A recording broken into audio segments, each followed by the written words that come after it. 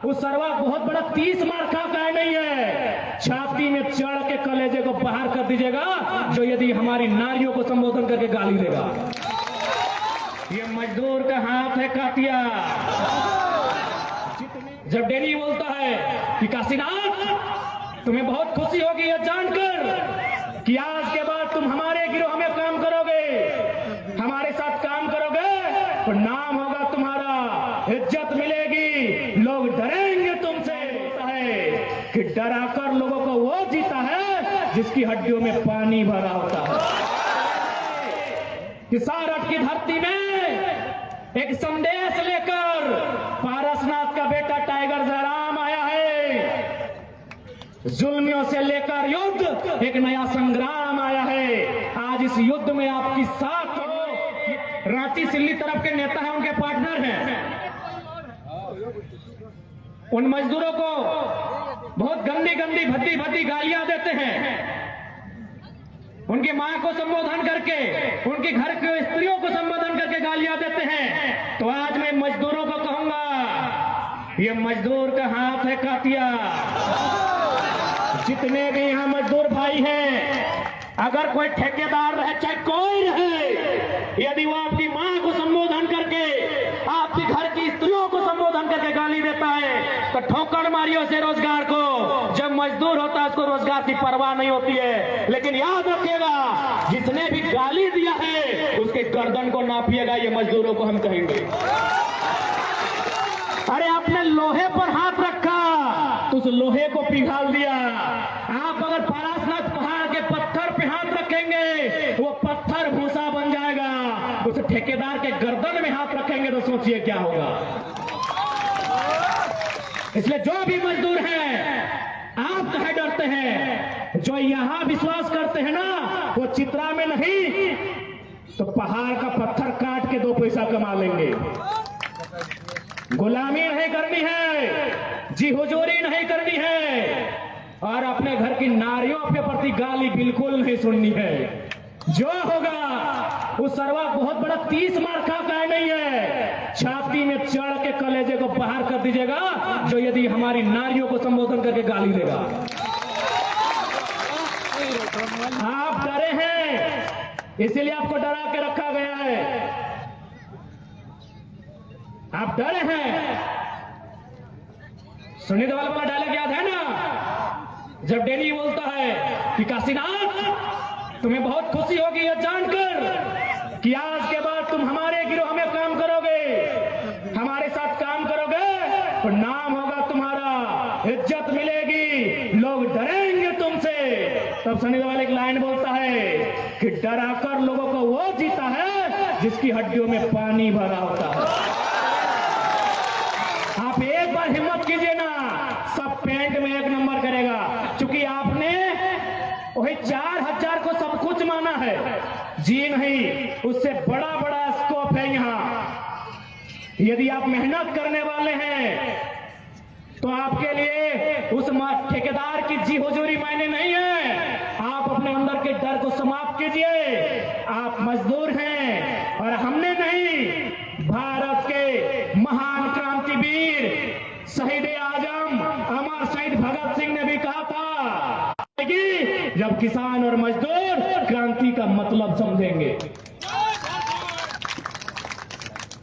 क्योंकि उनको चिंता थी कि आजादी हम अंग्रेजों से ले लेंगे, अंग्रेज चले जाएंगे देश से, लेकिन 10% अमीर लोग कब्जा करेंगे। आज उसी का प्रमाण है सारठ के विधायक अमीर लोग। ये भगत सिंह ने आज से लगभग 90 साल पहले ही कहा था कि अंग्रेज तो चले जाएंगे, लेकिन क्या हुआ आजादी?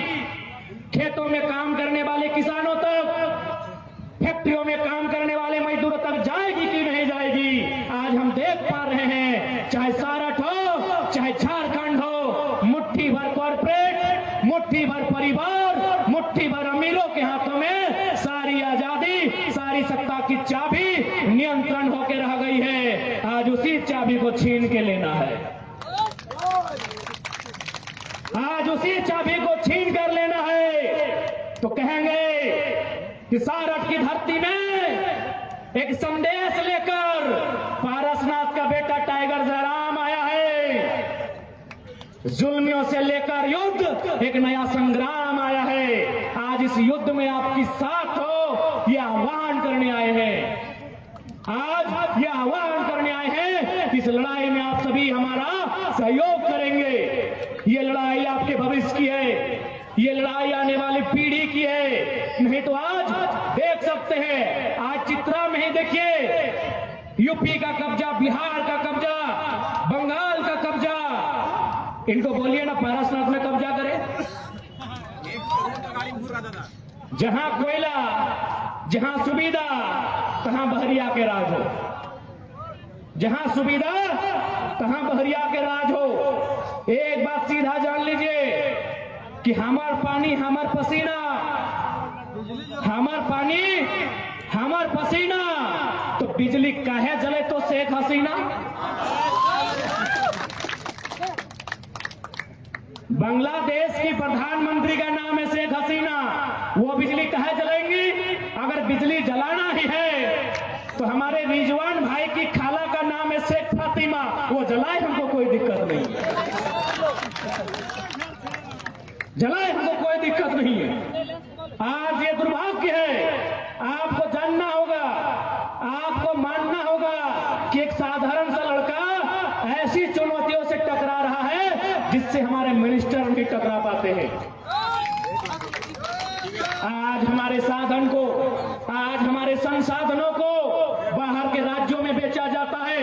यही हमारे बड़े भाई मनोज जी बैठे हैं, केटीपीएस कोडरमा में है, वहां 1000 मेगावाट बिजली का उत्पादन हो चुका है।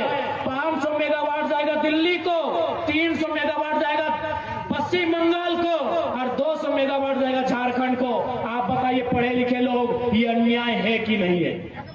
क्योंकि बोलने वाला कोई नहीं। आज क्या बात है कि एक साधारण सा लड़का, उसके पीछे झारखंड खड़ा है, क्योंकि उस साधारण से लड़के ने झारखंड में इतनी चोरियां थी, उसको एक एक करके गिनाया है, एक एक करके आसान शब्दों में समझाया है। यही गोड्डा में माननीय अडानी जी का प्लांट है। पत्रकार बंधु बैठे हैं, आप इस बात को थोड़ा गंभीर से फरमाइएगा। गोड्डा में जो बिजली का प्लांट है, जिसमें शायद 1000 मेगावाट का बिजली बन चुका है, अब मैं आपको बता रहा हूं कि किस प्रकार झारखंड के लोगों का कत्ल किया जाता है। कत्ल बिजली बन रहा है, बिजली 100% बांग्लादेश को जाएगा। हमें बांग्लादेश से कोई शिकायत नहीं है, लेकिन हमारा सवाल है कि यदि बिजली बांग्लादेश को जाएगा तो जमीन हम क्यों देंगे? हमारा ये सवाल है। हमें बांग्लादेश से कोई शिकायत नहीं है। हमारा सवाल यह है कि यदि बिजली बांग्लादेश को जाएगा अभी 100%, तो जमीन गोड्डा में क्यों जाएगा? और एक मजेदार बात, मीडिया कर्मी, आप विशेषकर हमारे सम्मानित पत्रकार बंधुगण, आपको एक लॉजिक बता रहे हैं। क्योंकि झारखंड के लोगों को थोड़ा सा ये मोई से बाहर आना होगा। और मोई मैंने ई की जगह में दी ले ले। जो गोड्डा में पावर प्लांट बना है, उसका कोयला कहां से आया है पता है? ऑस्ट्रेलिया से आया है। गोड्डा में जो पावर प्लांट बना है, उसका कोयला ऑस्ट्रेलिया से आया है। आप सभी के मोबाइल में गूगल मैप होगा, हम सामने खड़े हैं, हम 30 सेकेंड का टाइम दे रहे हैं। गूगल मैप कीजिए कि गोड्डा टू कैनबेरा, ऑस्ट्रेलिया को एक जगह, क्योंकि ऑस्ट्रेलिया से कोयला आ रहा है, गोड्डा टू कैनबेरा या फिर ढाका टू कैनबेरा, दूरी का पता लगाइए, सामने ढाका पड़ेगा। यदि आपके पास दिमाग है, क्योंकि ये बीजेपी का क्षेत्र है और चूंकि मोदी जी के जब से प्रभाव हुआ है, उनका दिमाग खाली कर दिया है। यदि आपके पास लॉजिक सुनिए मेरा, यदि बिजली बांग्लादेश को ही जाना था और कोयला ऑस्ट्रेलिया से लेना था, तो ऑस्ट्रेलिया से बांग्लादेश की दूरी और गोड्डा की दूरी देखिए, सामने बांग्लादेश है। तो फिजूल में गोड्डा बीच में कहाँ आया? फिजूल में गोड्डा कहाँ आया? कोयला ऑस्ट्रेलिया का, बिजली बांग्लादेश को, तो गोड्डा बीच में फिजूल में कहाँ आया पता है? न कोई भी जमीन देने को तैयार नहीं था। उड़ीसा से जमीन मांगा गया, साफ मना किया कि हमको क्या मिलेगा। बंगाल को जमीन मांगा गया, दीदी तो अपने इन लोगों को गिदी करके रखी है। उनको समझ में आया कि एक ही को राज्य है जहां बोका धंधा लोग रहते हैं, जहां के लोगों को मार पीट के जमीन लेंगे, वो झारखंड। लॉजिकली मीडिया बंधु लॉजिकली छापिए उसको, लॉजिकली बता रहे एक पढ़ा लिखा लड़का है इसीलिए आज विधायक जी डर रहे हैं, बाकी डरने का दूसरा कारण नहीं है। यदि बिजली बांग्लादेश को ही जाना था, कोयला ऑस्ट्रेलिया से ही लाना था तो ढाका में जमीन लेते, कोयला ऑस्ट्रेलिया का ढाका में प्रोडक्शन होता, बिजली बांग्लादेश को। गोड्डा क्यों आए? मेरा पहला सवाल है आप गोड्डा क्यों आए गोड्डा, हमको रीजन बताइए। कौन ये सवाल करेगा?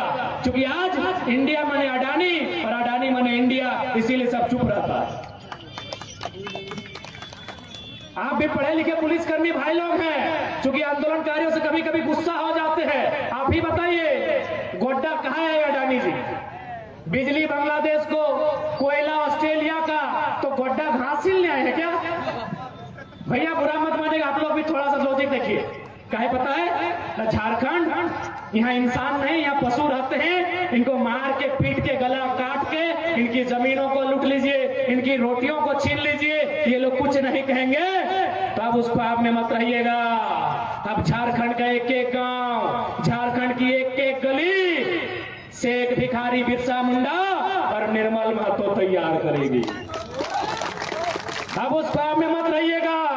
यहाँ का एक एक गांव टिके तुम राव, तिलका मांझी और विनोद बिहारी महतो तैयार करेगा। उस ख्वाब में मत रहिए। इस माटी ने अंग्रेजों की परिपाटी को भी बदलने का काम किया था। ये वही झारखंड की राड़ माटी है, इस बात को याद रखिएगा।